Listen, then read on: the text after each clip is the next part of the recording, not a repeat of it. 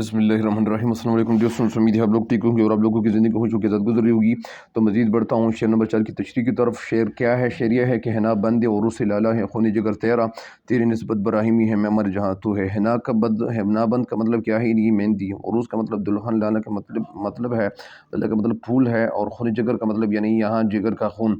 تیری یعنی تیرا، تیری نسبت براہیمی ہے۔ نسبت کا مطلب تعلق، براہیمی کا مطلب یعنی ابراہیم علیہ السلام، معمار کا مطلب بنانے والا، جہاں کا مطلب یعنی دنیا تو ہے۔ یعنی شعر میں ہمیں کہنا یہ چاہتے ہیں، شاعر المقبال رحمۃ اللہ علیہ اپنی شاعری کے ذریعے مسلمان نوجوانوں کے اندر یعنی جذبہ پیدا کرنا چاہتے اور بیدار کرنا چاہتے، اور کہنا ہمیں یہ چاہتے کہ اے مسلمانوں، تیرے اندر جو اللہ تعالیٰ نے حنا بندی عروس لالا ہے، خون جگر تیرا، یعنی تیرے اندر اللہ تعالیٰ نے یعنی وہ جو خون رکھا ہوا ہے، تو ایک جوان ہے، تیرے اندر اللہ تعالیٰ بہت زیادہ طاقت رکھی ہوئی ہے، تو اس طاقت سے کچھ فائدہ حاصل کرو۔ فائدہ یہ حاصل کرو جس طرح فائدہ ہمیں اس لیے حاصل کرنا چاہیے جس طرح جو ہماری نسبت ہے، تیری نسبت ابراہیمی ہے، تیری نسبت تو اللہ تعالیٰ نے یعنی ابراہیم علیہ السلام کے ساتھ یعنی لگئی ہوئی ہے، تیری نسبت جو تعلق ہے حضرت ابراہیم علیہ السلام سے ہے۔ یعنی حضرت ابراہیم علیہ السلام کون تھے؟ وہ ہمارے دادا تھے، اور ابراہیم علیہ السلام نے کیا کیا تھا؟ انہوں نے معمار جہاں تو ہے، انہوں نے کعبہ تعمیر کیا تھا۔ کہاں پہ؟ مکہ میں۔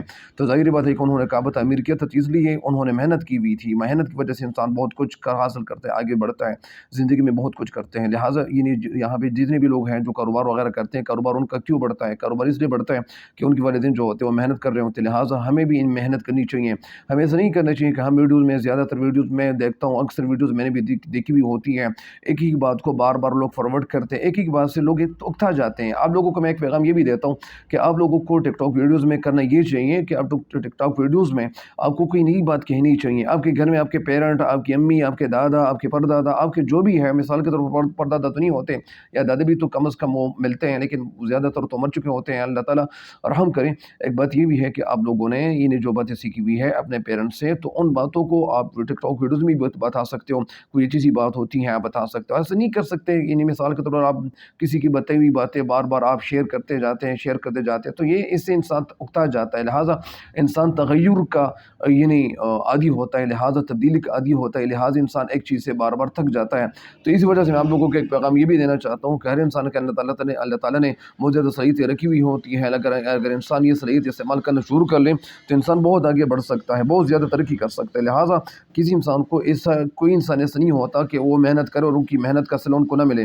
ہر انسان کی محنت کا صلہ ان کو ضرور ملتا ہے، لیکن انسان اگر وہ محنت شروع کرے، لہٰذا لوگوں کو محنت کرنی چاہیے، اپنی زندگی کو بنانا چاہیے۔ آپ کی زندگی اللہ تعالیٰ نے آپ کو ایک امانتوں کے طور پر ترقی ہوئی ہے، لہٰذا یعنی جو مسلمان جتنے بھی ہیں وہ اسلام کو پھیلائیں گے۔